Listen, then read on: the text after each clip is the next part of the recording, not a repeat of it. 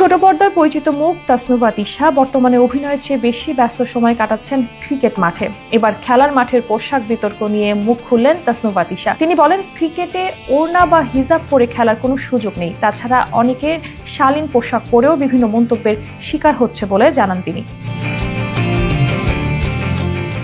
সম্প্রতি অনুষ্ঠিত হচ্ছে সেলিব্রিটি ক্রিকেট লিগ। 5 দিন ব্যাপী এই টুর্নামেন্টে দেশের নামকরা অভিনেতা, অভিনেত্রী ও সঙ্গীত শিল্পীরা অংশ নিয়েছেন, যার মধ্যে রয়েছেন তিশাও। মাঠের এক সাক্ষাৎকারে কথা বলেন তিশা, যেখানে উঠে আসে নারীদের পোশাক প্রসঙ্গ। তিশা জানান, নারী তারকাদের পোশাক নিয়ে বাজে মন্তব্যের মুখোমুখি হওয়াটা নিত্যদিনের বিষয় হয়ে উঠেছে।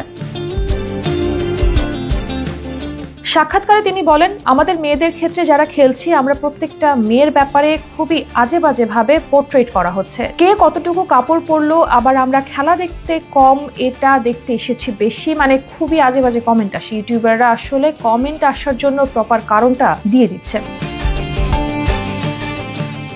পোশাকের কথা উল্লেখ করে তিনি আরো বলেন, আবার যারা এই নিউজটা দেখবে তারা বলবে আপনারা একটু ঠিকঠাক মতো পড়লেই হয়, শাড়ি পরলেও তো আবার কমেন্ট করবেন। খেলা তো আসলে ছেলে মেয়ের সবার জন্য একই, এখানে ওড়না বা হিজাব পরে খেলার কোনো সুযোগ নেই। তারপরও আমাদের মেয়েরা যথেষ্ট চিন্তা করছি।